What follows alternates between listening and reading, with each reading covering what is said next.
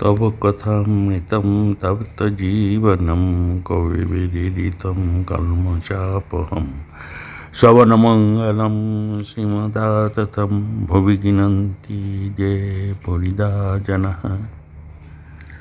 पंचम परिच्छेद तृतीय दर्शन। सर्वभूतात्म आत्मानं सर्वभूतानि चत्मनि ईक्षते युगौत्तमा सर्वत्र समदर्शन। गीता 6 अध्याय 29 श्लोक। नरेंद्र ভবনাথ মাস্টার তখন বরানগরে ভগিনীর বাড়িতে ছিলেন। ঠাকুর শ্রীরামকৃষ্ণকে দর্শন করা অবধি সর্বক্ষণ তাঁহারই চিন্তা। সর্বদাই যেন সেই আনন্দময় মূর্তি দেখিতেছেন ও তাহার সেই অমৃতময়ী কথা শুনিতেছেন। ভাবিতে লাগিলেন, এই দরিদ্র ব্রাহ্মণ কিরূপে এইসব গভীর তত্ত্ব অনুসন্ধান করিলেন ও জানিলেন, আর এত সহজে এই সকল কথা বুঝাইতে তিনি এ পর্যন্ত কাকেও কখনো দেখেন নাই। কখনো তাহার কাছে যাইবেন, কখন তাহার কাছে যাইবেন, ও আবার তাহাকে দর্শন করিবেন, এই কথা রাত দিন ভাবিতেছেন। দেখিতে দেখিতে রবিবার আসিয়া পড়িল। বরানগরে নেপাল বাবুর সঙ্গে বেলা 3টা-4টার সময় তিনি দক্ষিণেশ্বরের বাগানে আসিয়া পৌঁছলেন। দেখলেন সেই পূর্ব পরিচিত ঘরের মধ্যে ঠাকুর শ্রীরামকৃষ্ণ ছোট তক্তপাশের উপর বসিয়া আছেন। ঘরে একঘর লোক। রবিবারে অবসর হইয়াছে, তাই ভক্তরা দর্শন করিতে আসিয়াছে। এখনো মাস্টারের সঙ্গে কাহারও আলাপ হয়নি। তিনি সবার মধ্যে এক পাশে আসন গ্রহণ করিলেন। দেখিলেন ভক্ত সঙ্গে সহাস্য বদনে ঠাকুর কথা কহিতেছেন। একটি 49 বর্ষ বয়স্ক ছোকরাকে উদ্দেশ্য করিয়া ও তাহার দিকে তাকাইয়া ঠাকুর যেন কত আনন্দিত হইয়া অনেক কথা বলিতেছিলেন। ছেলেটির নাম নরেন্দ্র, কলেজে পড়েন ও সাধারণ ব্রহ্ম সমাজে যাতায়াত করেন। কথাগুলো তেজ পরিপূর্ণ, চক্ষু দুটি উজ্জ্বল, ভক্তের চেহারা। মাস্টার অনুমানে বুঝলেন যে কথাটি বিষয়াসক্ত সংসারী ব্যক্তির সম্বন্ধে হইতেছিল, যারা কেবল ঈশ্বর ঈশ্বর করে, ধর্ম ধর্ম করে, তাদের ওই সকল ব্যক্তিরা নিন্দা করে। আর সংসারে কত দুষ্ট লোক আছে, তাদের সঙ্গে কিরূপ ব্যবহার করা উচিত, এসব কথা হইতেছে। শ্রীরামকৃষ্ণ নরেন্দ্রর প্রতি, নরেন্দ্র তুই কি বলিস? সংসারী লোকেরা কত কি বলে, কিন্তু দেখ হাতি যখন চলে যায় পিছনে পিছনে কত জানোয়ার কত রকম চিৎকার করে, কিন্তু হাতি ফিরেও চায় না। তোকে যদি কেউ নিন্দা করে তুই কি মনে করবি? নরেন্দ্র, আমি মনে করব কুকুর ঘেউ ঘেউ করছে। শ্রীরামকৃষ্ণ সহাস্যে, না রে, অত দূর নয়, সকলের হাস্য। ঈশ্বর সর্বভূতে আছেন, তবে ভালো লোকের সঙ্গে মাখামাখি চলে, মন্দ লোকের কাছ থেকে তফাতে থাকতে হয়। বাঘের ভিতরেও নারায়ণ আছেন, তা বলে বাঘকে আলিঙ্গন করা চলে না। সকলের হাস্য। যদি বলো বাঘ তো নারায়ণ, তবে কেন পালাবো? তার উত্তর, যারা বলছে পালিয়ে এসো তারাও নারায়ণ, তাদের কথা কেন না শুনি? একটি গল্প শুন। কোনো এক বনে একটু সাধু থাকেন। তার অনেকগুলো শিষ্য। তিনি একদিন শিষ্যদের উপদেশ দিলেন যে সর্বভূতে নারায়ণ আছেন, এইটি জেনে সকলকে নমস্কার করবে। একদিন একটি শিষ্য হোমের জন্য কাঠ আনতে বনে গেছিল। এমন সময় একটা রব উঠল, কে কোথায় আছো, পালাও, একটা পাগলা হাতি যাচ্ছে। সবাই পালিয়ে গেল, কিন্তু শিষ্যটি পালালো না। সে জানে যে হাতিও যে নারায়ণ, তবে কেন পালাবো, এই বলে দাঁড়িয়ে রইল। নমস্কার করে স্তবতুতি করতে লাগলো। এদিকে মাহুত চেঁচিয়ে বলছে, পালাও পালাও। শিষ্যটি তবুও নড়ল না।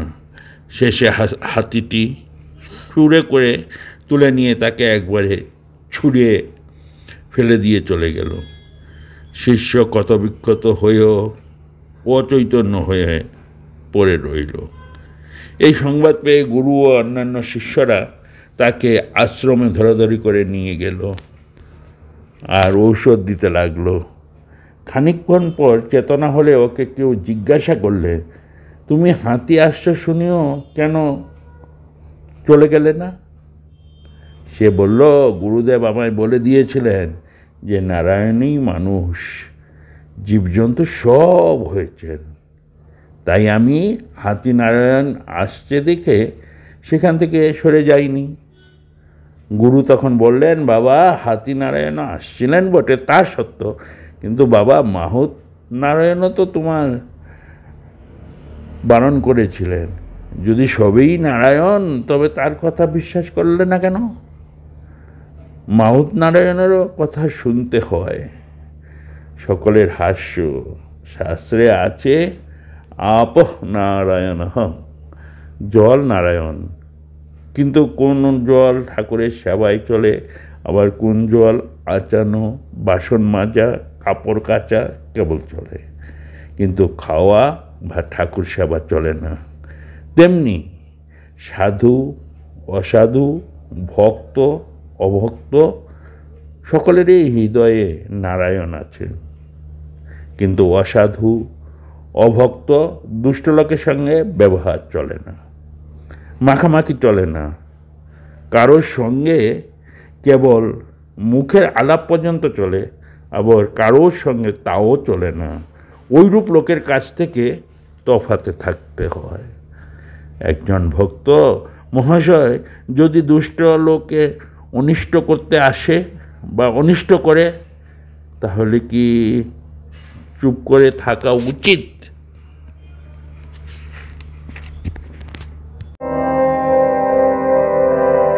একটা রাতে বেঁধে দিলে দোতারারি একই দেখলাম আর কৃষ্ণ গো, একই দেখলাম আর কৃষ্ণ একটা রাতে বেঁধে দিলে দোতারারি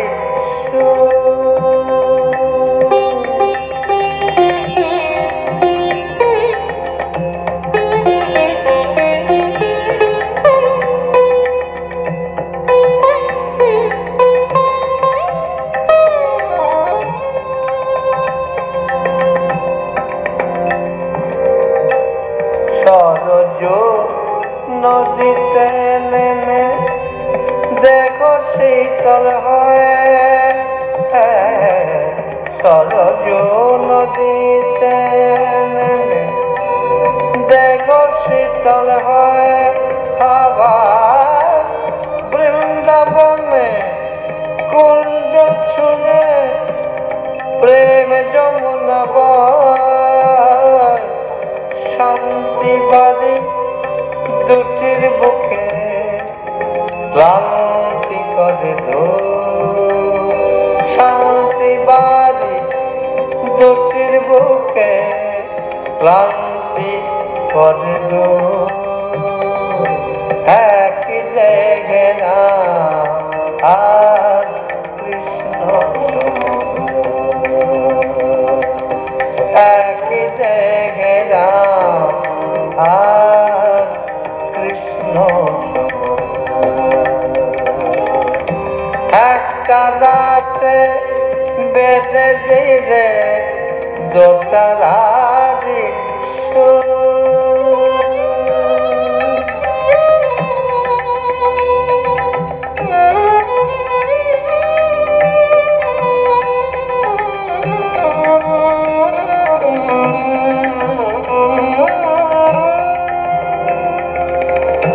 জীবে শিবে এক করে গোচারে বিধে সরল কথায় সৃষ্টি করে গেলে পঞ্চমে। জীবে শিবে এক করে গোচারে বিধে সরল কথায় সৃষ্টি করে গেলে পঞ্চমী। অবতার বরিষ্ঠায় তোমাদের প্রণাম। অবতার বরিষ্ঠায় তোমাদের প্রণাম। একাধারে কৃষ্ণ তুমি একাধারে রাম। সরল কথা শুনে লোকে ভ্রান্তি হলো দূর। এক দেখে নাম আর কৃষ্ণ এক দেখে নাম আর কৃষ্ণ একটা রাতে বেঁধে দিলে দোতারারি সুর। এক দেখে নাম আর কৃষ্ণ একটা রাতে বেঁধে দিলে